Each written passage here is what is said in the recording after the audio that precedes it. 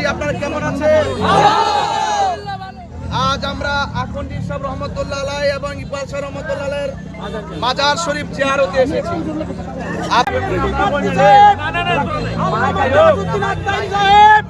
আপনাদের সম্মুখে একটি কথা বলবেন, আপনারা ধৈর্য ধরে শ্রবণ করবেন। আর আগামী দিন আসসালামু আলাইকুম ওয়া রাহমাতুল্লাহি ওয়া বারাকাতুহু। ওয়া আলাইকুম আসসালাম। আমরোডবাসী আপনারা কেমন আছেন? আজ আমরা আখন্দি সাহেব রহমতুল্লাহ আলাইহি এবং ইকবাল সাহেব রহমতুল্লাহ আলাইহির মাজার শরীফ জিয়ারতে এসেছি।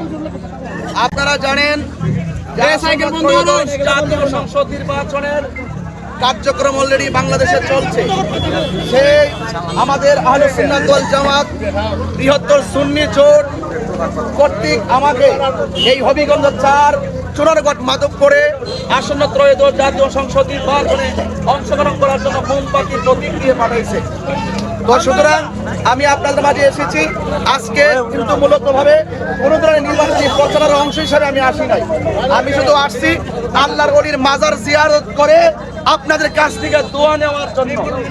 তো সেই জন্য আপনারা সবাই আমার জন্য খাস করে দোয়া করবেন।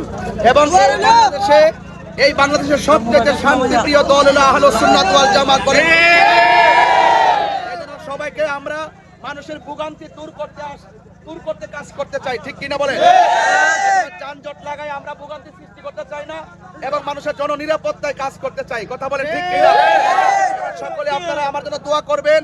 আপনাদের অশেষ দোয়া আছে এবং বাড়িতে মা বোনরা যারা আছেন, মা বোনদের কাছে আমি সালাম নিবেদন করে আমি আপনাদের কাছ থেকে বিদায় আরজ করছি।